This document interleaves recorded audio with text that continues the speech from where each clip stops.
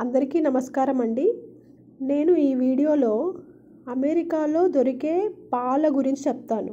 Milk మనకి ఇండియాలో ఉన్న వాళ్ళకి ఎప్పుడైనా జ్వరం వచ్చినా ఏదైనా డిసీజ్ ఉండడం వల్ల మెడిసిన్ ఏదైనా యూస్ చేస్తే మనం డే టైంలో యూస్ చేసిన మెడిసిన్ అనేది నెక్స్ట్ డే రోజు మార్నింగ్ మనము బ్రష్ చేసిన తర్వాతకి మనం గొంతు కక్కుతాం కదండి, క్లీన్ చేసుకుంటాం కదా, అప్పుడు ఒక చేదు పదార్థం అనేది బయటికి వస్తుంది.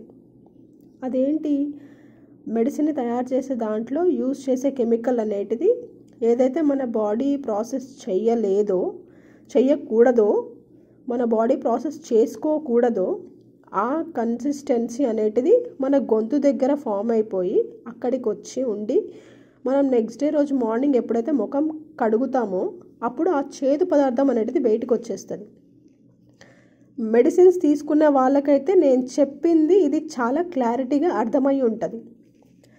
ఇక్కడ అమెరికాలో ఆవులు అనేటివి బై డిఫాల్ట్గా లేవు. వేరే కంట్రీస్ నుంచి వాళ్ళు ఇక్కడ తీసుకొచ్చి వాటి పాపులేషన్ని పెంచి అదేంటి అన్ని టెక్నాలజీ రిలేటెడ్ వాటితోటి పెంచి వాటితోటి ఎక్కువ పాలు ఇచ్చేలాగా ఆవులకి మెడిసిన్స్ ఇచ్చి పాలను జనరేట్ చేస్తారనమాట. అయితే ఇక్కడ మనకి చాలా మంచివి 2 బ్రాండ్స్ ఉన్నాయి. A2 మిల్క్ ఒకటి ఉంది, హారిజన్ మిల్క్ ఒకటి ఉందన్నమాట. అవి కాస్ట్లీ బ్రాండ్స్. ఆ కాస్ట్లీ బ్రాండ్స్ గురించి కొంచెం మాట్లాడుకుందాం. ఆ బ్రాండ్స్ నుంచి తాగిన పాల నుంచి అయితే మనకి నేను ఇందాక చెప్పిన కెమికల్ అనేది ఉంటుంది కదా, మనం ముఖం కడిగితే బయటకు వస్తుంది అని, ఆ బ్రాండ్ పాలు తాగితే మనకి ఒక 10 to 20% ఆఫ్ ద చేదు పదార్థం అనేది బయటకు వస్తుంది. అదేంటి? కాస్ట్లీ బ్రాండ్ కాబట్టి అందులో కొంచెం కెమికల్స్ తక్కువ ఉండడం వల్ల ఆ 10 to 20% అనేది బయటకు వస్తుంది. ఇప్పుడు నార్మల్ బ్రాండ్స్ తీసుకున్నాం అనుకోండి, హోల్ మిల్క్ అని నేను చెప్పిన కాస్ట్లీ బ్రాండ్స్ A2 మిల్క్ ఒక $4 నుంచి $5 దొరుకుతుంది. హారిజన్ మిల్క్ అయితే ఒక $6 లోపల దొరుకుతుంది ఒక్క ప్యాకెట్. ఇప్పుడు వేరే పాలు దొరుకుతాయి మనకి. హోల్ మిల్క్ అని ఒక $2, $3 అట్లా వేరే ప్రైజెస్లో మనకి పాలు దొరుకుతాయి. మళ్ళీ ఇక్కడ పాలు మెన్షన్ చేయటం కూడా ఎలా చేస్తారంటే, పాల మీద చాలా క్లియర్గా ఏమిస్తారంటే, ఇవి పాలు ఉత్తిగా కూడా తాగేయచ్చు, ఏమీ మనం వేడి చేసుకునే అవసరం కూడా లేదు అని చెప్తారు.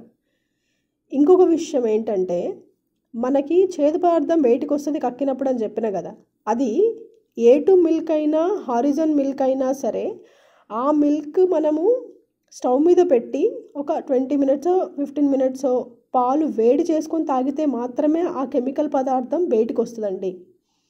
ఒకవేళ వాళ్ళు చెప్పిన విధంగా పాలు వేడి చేసుకోకుండా అలాగే తాగేసామనుకోండి, ఆ చేదు పదార్థం బయటికి రాదండి.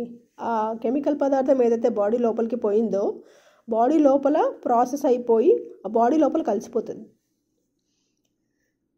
ఇది చాలా మంచి కాస్ట్లీ బ్రాండ్స్ నుంచి వచ్చే కెమికల్, ఒక 10 to 20% అనమాట. ఇప్పుడు మనకి చీప్ బ్రాండ్స్ ఉన్నాయి. హోల్ మిల్క్ అని వేరే మిల్క్ అని చెప్పేసి, స్కిమ్డ్ మిల్క్ అని చెప్పేసి ఉన్నాయన్నమాట. ఆ మిల్క్లలో అయితే ఇంకా చూడండి, ఆ కెమికల్స్ అయితే చాలా ఘోరంగా ఎక్కువ వస్తాయి అన్నమాట.